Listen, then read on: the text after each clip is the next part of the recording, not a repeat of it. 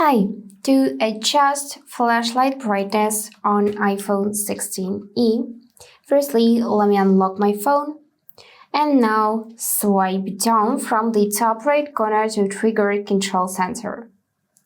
So in the list of the controls you need to find flashlight, press and hold its icon and you will see those sections.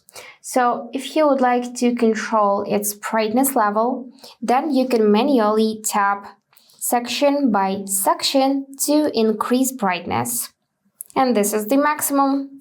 And do the same to decrease. Or you can swipe up, swipe down, or just pick it like this. So that's it, how you can control flashlight brightness on your iPhone 16e. And if this video was helpful, please subscribe, like and comment. And I wish you all the best. Bye bye.